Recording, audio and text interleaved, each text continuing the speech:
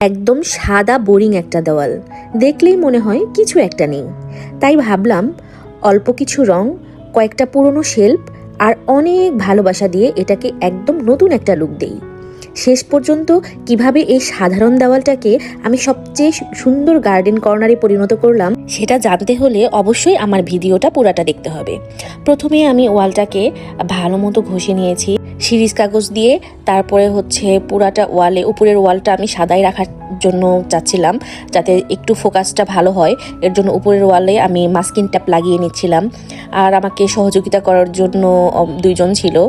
আর আমি সুন্দর করে এইটাকে রং করা শুরু করলাম।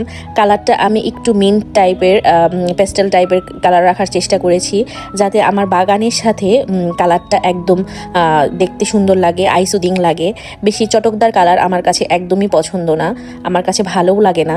তাই আমি এটাকে সুন্দর করার জন্য কালারটা এরকমই রেখেছি। আমি একটা জিনিস আপনাদের সাথে শেয়ার করতে চাই।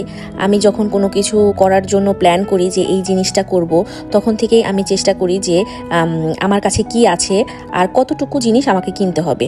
আর আমি সবসময় পুরনো জিনিস দিয়েই ওটাকে সুন্দর করার জন্য চেষ্টা করি। এই যে যেমন পুরনো একটা সেলফ, এটাকে কাজে লাগিয়ে ফেললাম, রং করে সুন্দর করে ফেললাম। যারা যারা আমার আগের ভিডিওগুলো দেখেছেন অবশ্যই আমার ছাদের ভিডিওটাও দেখে থাকবেন।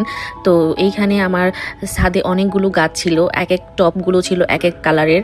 তো এগুলো আমি সব একরকম কালার করার চেষ্টা করেছি, যাতে ছাদটা দেখতে একটু সুন্দর লাগে। যে কেউ আসলে যেন বলে যে ছাদটা আসলেই অনেক সুন্দর, গোছানো, পরিপাটি। আমার কাছে এই DIY কাজগুলো খুবই ভালো লাগে। আমি মোবাইলে এই DIY এর ভিডিওগুলোও দেখি, যে কিভাবে একটা সুন্দর একটা ওয়াল কিভাবে নতুন করে ফেলে, কিভাবে একটা সেলফকে সুন্দর করা যায়। এই সমস্ত ভিডিও আপনাদের কার কার কাছে ভালো লাগে অবশ্যই আমাকে জানাবেন। আর এই ভিডিওটার পরের পার্টে থাকছে আমি এই বোরিং ওয়ালটাকে কি লুক দিলাম ফাইনালি। আর এরকম অনেক ভিডিও পেতে অবশ্যই টেলস অফ নিশার সাথে থাকতে হবে। আজ আর না, দেখা হবে নতুন অন্য কোনো ভিডিও নিয়ে। সে পর্যন্ত আল্লাহ হাফেজ।